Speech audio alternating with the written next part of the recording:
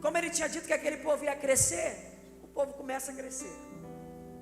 Crescem de um jeito absurdo, crescem de um jeito assustador. Se os egípcios crescem 1, os hebreus crescem 10. Se os egípcios crescem 10, os hebreus crescem 100. O crescimento dos hebreus é absurdo. A maneira como eles florescem, aumentam, é gigantesca. As pessoas olham e dizem: o que é isso? Que gente é essa? Quem tem promessa precisa entender que coisas absurdas acontecerão constantemente na sua vida, tanto para o crescimento quanto para a perseguição. Olha nos olhos dessa pessoa e diga para ela: tenha maturidade para entender. A palavra que está sobre você vai te proporcionar coisas absurdas, tanto para o crescimento quanto para a perseguição, porque o nível de perseguição que você vive está literalmente acoplado ao nível do crescimento que Deus falou que você teria. Então todas as vezes que eu me preocupo com as perseguições, eu estou ignorando o nível do que Deus falou que faria na minha vida. Elas vêm no combo, porque elas estão ligadas à expansão e ao crescimento que Deus disse que me traria. Todas as vezes que eu foco na perseguição, eu estou ignorando o crescimento. Eles estão crescendo tanto, mas tanto. Passa o tempo, aproximadamente os 400 anos passam, morre José, morre a família de José, o pessoal da época de José, mas os hebreus estão crescendo, e chega um novo faraó que não entende que crescimento é esse. Ele se irrita tanto que ele diz: que gente é essa? Que crescimento é esse? Que expansão é essa? Por que eles crescem e o que a gente não cresce? A raiva e a perseguição geralmente é provocada por isso, porque eles começam a enxergar em você o que eles não têm. Olha para essa pessoa que está do seu lado e diga para ela: para de se incomodar. Fala: essa perseguição é porque o opositor já percebeu que você tem o que ele não tem, que você recebeu o que ele não recebeu. Mas vai fazer o quê? Não é culpa de quem recebeu a palavra. Deus olhou para ele e falou: eu quero. Vai fazer o quê? Faraó olha e diz: eu vou parar o crescimento desse povo. Parar como? Multiplica as aflições deles.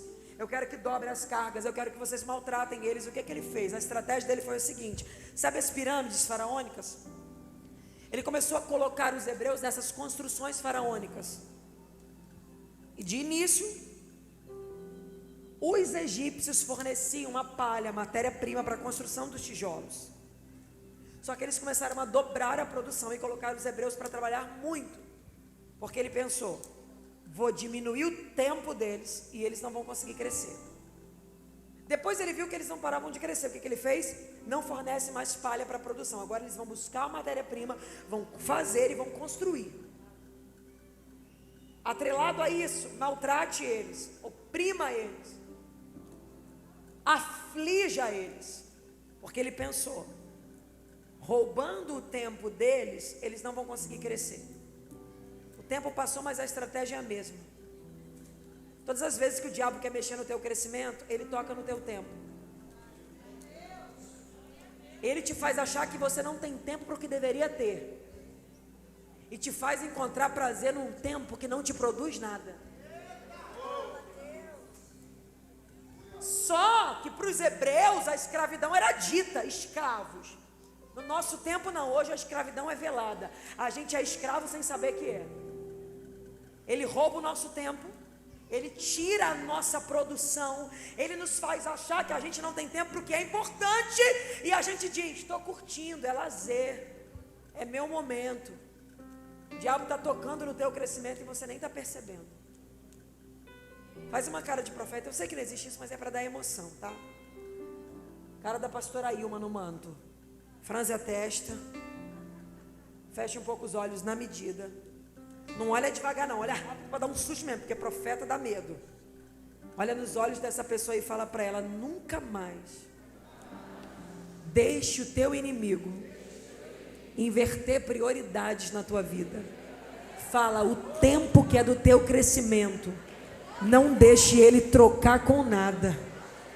Continue colocando na prioridade o que é prioridade, na importância o que é importante. Não deixe o teu inimigo confundir as tuas ordens. Nós estamos colocando o que é urgente no lugar do que é importante. E as urgências estão tomando o tempo do que é importante. Só que na verdade o que nos faz crescer e avançar são as coisas que são importantes. Não deixe ele roubar o tempo do que é importante. Como para os hebreus a escravidão era dita e não velada como para nós, Deus percebeu que eles não tinham opção. O faraó disse: eu vou impor a eles a redução do crescimento. Que bobo, que bobo. Está gastando tempo tentando fazer acontecer algo que nunca acontecerá. Que bobo, está empenhando a força dele, o dinheiro dele, os soldados dele, para tentar atrapalhar uma gente que nunca vai ser atrapalhada. Está tentando colocar a mão, gastando noite de sono, pensando, suando, gastando tempo, para tentar impedir um crescimento que não vai ser impedido.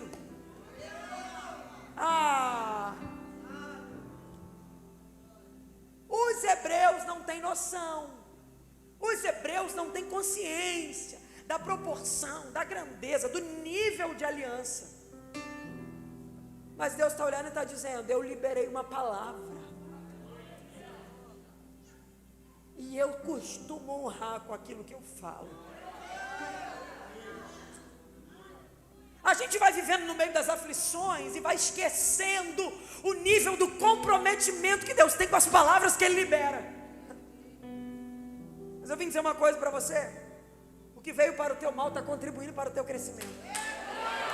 Porque a Bíblia diz que quanto mais ele os afligiam, mais eles cresciam. Quanto mais ele oprimia eles, mais eles cresciam. Faraó achou que a oposição dele ia anular o que ele falou, que Deus falou. Que nada, a oposição dele só fez Deus fazer o povo crescer ainda mais. Pega essa palavra e guarda ela. Esse nível de luta está te promovendo a um patamar que você talvez nem chegaria, mas Deus decidiu fazer só por causa dessa aflição.